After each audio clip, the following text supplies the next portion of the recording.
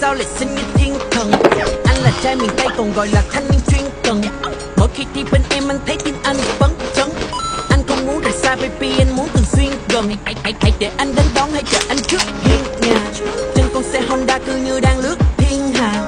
Một tình yêu đơn giản như si trên Obito. Đưa em đi từ Sài Gòn qua Tokyo.